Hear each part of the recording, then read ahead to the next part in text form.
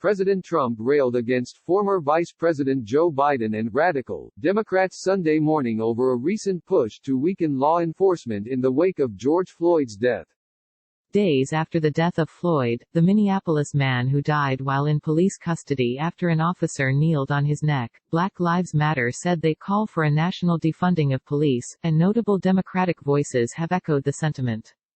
Biden clinches Democratic presidential nomination with latest delegate haul. Sleepy Joe Biden and the radical left Democrats want to defund the police, Trump tweeted Sunday morning. I want great and well-paid law enforcement. I want law and order. Biden, who recently secured enough delegates for his party's presidential nomination, has been supportive of demonstrators protesting against police brutality and racism, but has not called for defunding police.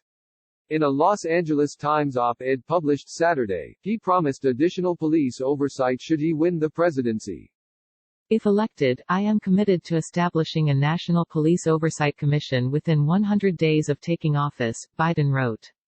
We need to implement real community policing and ensure that every police department in the country undertakes a comprehensive review of their hiring, their training, and their de-escalation practices, with the federal government providing the tools and resources needed to implement reforms. Biden claims 10 to 15% of Americans are just not very good people. Meanwhile, the movement against police forces has picked up steam in recent days. Minnesota Representative Ilhan Omar said it is time to disband the Minneapolis Police Department. Jeremiah Ellison, city council member and son of Minnesota Attorney General Keith Ellison, said the same. Click here to get the Fox News app. The Democratic Socialists of America are also calling to defund police across the country.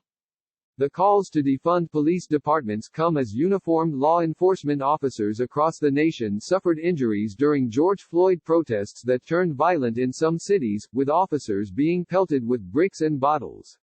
A police officer in Las Vegas was shot in the head. Police in New York and New Jersey were injured by bricks and rocks. In Los Angeles, one officer suffered a fractured skull. Officers in other cities suffered injuries in hit-and-run incidents.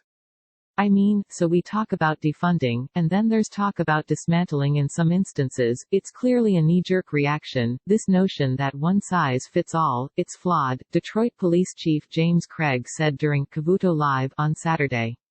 Joe Grimaldi, who serves as vice president of the Fraternal Order of Police, similarly told Outnumbered Overtime Friday that it was insane to defund the police.